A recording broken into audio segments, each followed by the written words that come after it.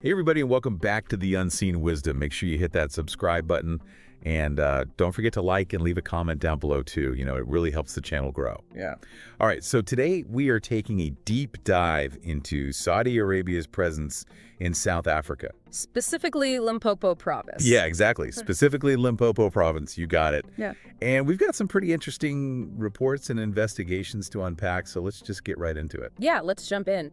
The lack of transparency surrounding some of these developments is really quite fascinating. I mean, we're seeing these large-scale investments, but there are also whispers of secretive resorts and exclusive deals. Oh, yeah. And of course, it's all happening in a region that is known for its rich natural resources, so. Okay, so let's start with this Eckland resort. Okay. It's tucked away in the heart of Limpopo, and the details are pretty scarce. It's rumored to be owned by the Saudi Crown Prince, and it's massive. We're talking over 12,000 hectares. Huge, yeah. And even getting basic information about this resort is surprisingly hard. Right. Yeah, there are conflicting sources on even like the number of villas, and there are reports of staff being required to sign NDAs, Wow. preventing them from talking about what goes on there. So it all adds this layer of mystery to it, wouldn't you say? It definitely does. It makes you wonder what they're trying to hide. Yeah. I mean, a 3-kilometer airstrip capable of handling large jets. Yeah. That's not your typical vacation destination. Yeah, you don't see that every day. And then if you look into the ownership structure, it gets even more complicated. Oh, We're wow. talking a web of shell companies and offshore entities.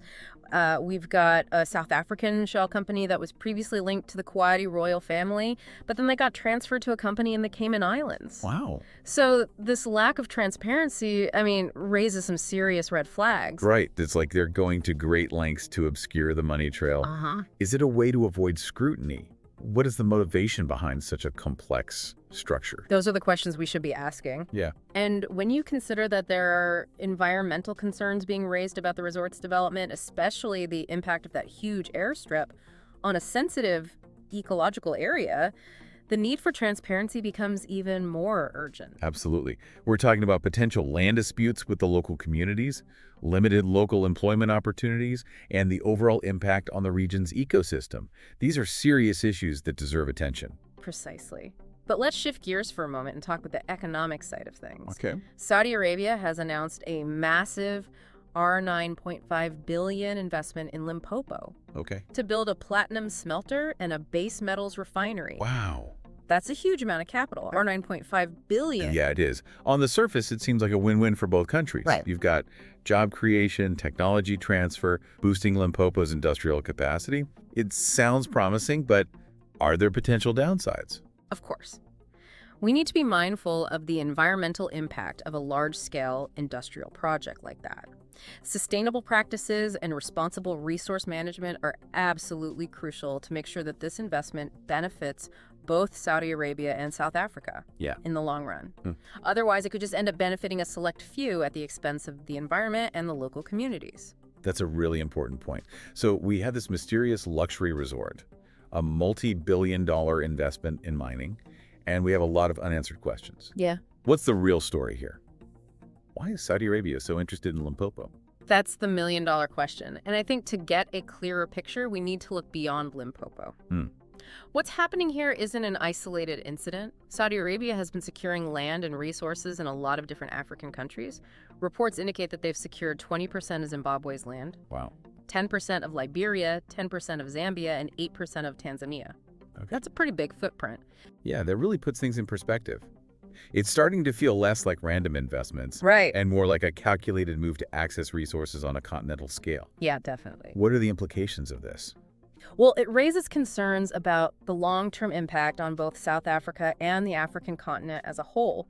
Historically, foreign investment in Africa hasn't always benefited the continent or its people. We need to make sure that this time it's different. Absolutely. We need to learn from the past and make sure that these new investments are transparent, sustainable, and truly beneficial for all parties involved. So let's dive a little deeper into this Eckland resort. Okay. What do we know about what's actually happening behind those closed gates? Well, details are scarce, and it seems like that's very much intentional. The secrecy surrounding this resort is pretty deliberate. There have been whispers about billionaires jetting in and out on private planes, and the existence of a private airfield that can accommodate large aircraft fuels all sorts of speculation. It makes you wonder, what could possibly justify that level of secrecy around a resort? Yeah, for real. What's so sensitive that they need NDAs from everyone involved? Exactly. It's all very hush-hush. Some online are even saying it could be a front for something illegal. Oh. Yeah, but I think that's getting into, conspiracy theory territory. Right, right. I mean, it is important to stick to verified information. Yeah. But that lack of transparency definitely makes it hard to just ignore those rumors. Yeah. And I think that's why it's so crucial to keep asking questions and demanding accountability Yeah. and really pushing for greater transparency from those in power. Yeah. Whether it's the Saudi Crown Prince or the South African government, the people who are making decisions that impact communities and the environment they need to be held responsible. Yeah, I couldn't agree more. So let's zoom out again for a moment. Okay. We've got this secretive resort. We've got the multi-billion-dollar investment in mining. And we've got Saudi Arabia securing land across multiple African countries. Mm-hmm. What's the big picture here? How do these pieces fit together? Well, if we connect these dots, it seems like Saudi Arabia is making a calculated move to expand its influence and secure access to resources in Africa. Their Vision 2030 plan explicitly aims to diversify their economic interests, and Africa with its vast natural resources is obviously an attractive opportunity.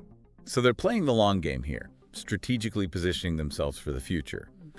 But what does that mean for the average person? What's the relevance for someone living in South Africa or even elsewhere in the world?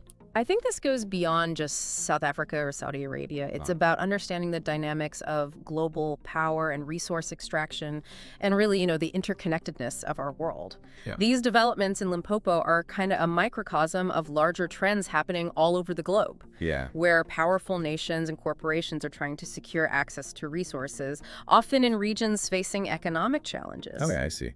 I'm starting to see the bigger picture now. Yeah. So it's about understanding those power dynamics and making sure that everyone benefits from these global shifts, not just the people at the top. But how do we do that? How do we make sure these investments are actually beneficial and not exploitative? I think it starts with awareness. Understanding these kind of hidden connections and the potential implications of Saudi Arabia's growing presence in Limpopo is the first step. Then it's about action. Engaging in discussions, asking questions of your elected officials, and supporting organizations that are working to promote transparency and accountability in resource extraction and foreign investment. So it's about being an informed citizen. Yeah. And using your voice and demanding that those in power act in the best interests of the people on the planet. But it can be kind of overwhelming. Right. Where do we even begin? Well, I think it's important to remember that knowledge is power. The more we understand about these complex issues, the better equipped we are to advocate for positive change. We've talked about the Auckland Resort and the lack of transparency surrounding it. Yeah. Well, it's not just about luxury and exclusivity. This resort, with its private airfield and tight-lipped staff, raises serious questions about accountability. It's like a puzzle box, Yeah. We have all these pieces of information, but they don't quite fit together. What's the missing link? How do we connect the dots between this resort and Saudi Arabia's broader interests in Limpopo? That's what we need to keep digging for. And I think it's important to be wary of those who would dismiss these questions as just speculation or conspiracy theories. Sometimes the most uncomfortable questions lead to the most important truths. That reminds me of that documentary we watched, about how Dubai became a hub for gold smuggling from Africa. Oh, yeah. I mean, the scale of the operation was staggering, and it raised some serious questions about how these illegal activities were allowed to flourish for so long. Absolutely. And what's so interesting here is the parallel between the lack of transparency in the gold trade and the secrecy surrounding this Auckland resort. I think it just highlights the need for greater scrutiny and accountability, not just in South Africa, but globally. So what can the average listener do with this information? What actions can they take? Well, it's about staying informed, asking questions, demanding answers. Don't be afraid to challenge the status quo and hold those in power accountable. And that brings us back to Saudi Arabia's investments in Limpopo. We've got this huge investment in mining, which could potentially bring economic benefits. But we also have to be aware of those potential downsides. Absolutely. We need to ensure that these investments are done sustainably and that they benefit everyone involved, not just a select few. And that requires vigilance and active participation from informed citizens like yourself. So it's not enough to just be aware of these issues. We have to be active in demanding transparency and accountability. Exactly. It's about using your voice and your power as a citizen to ensure that these developments benefit both people and the planet. This has been incredibly insightful. It's clear that there's more to this story than meets the eye. And it's up to all of us to stay informed, ask questions, and demand answers. We've covered a lot of ground today, from that Ikland resort to the broader context of Saudi Arabia's investments in Africa. But I keep coming back to this idea of transparency. Yeah. Or should I say, the lack thereof. Right. It just seems to be a recurring theme throughout this story. And for good reason. Transparency is crucial for accountability. When things happen in the shadows, it's just easier for powerful interests to kind of operate without scrutiny, Right. potentially at the expense of local communities and the environment. Right, and we've seen how that lack of transparency surrounding the Ikland resort has just fueled all this speculation and all these rumors. Yeah. But let's be clear, we're not advocating for unfounded conspiracy theories. We're advocating for facts, we're advocating for answers, we're advocating for accountability. Exactly. We need to be discerning with information. Yeah. But we also need to be willing to ask those tough questions. Yeah. And demand clear answers from those in positions of power. That's how we make sure that these investments truly benefit everyone. So as we wrap up this deep dive into Saudi Arabia's interests in Limpopo, we're left with one final thought for you. Given everything we've discussed, what are the potential long-term implications of this growing presence? Not just for South Africa, but for the entire African continent. It's a question worth pondering. What will the landscape of power and resources look like in Africa in the coming decades? Yeah. And what role will ordinary citizens play in shaping that future? And most importantly, what questions should we be asking to ensure transparency and sustainability and fair benefits for all parties involved? Those are the questions we need to keep asking, keep exploring, and keep pushing for answers to. I think the future of Limpopo, of South Africa, and indeed of Africa depends on it. That's a powerful message to end on. Thanks for joining us on this journey of uncovering the unseen wisdom. Don't forget to like this episode, subscribe to the channel, and leave your thoughts and questions in the comments below. We're all in this together, folks. Stay curious, stay informed, and stay engaged. Until next time.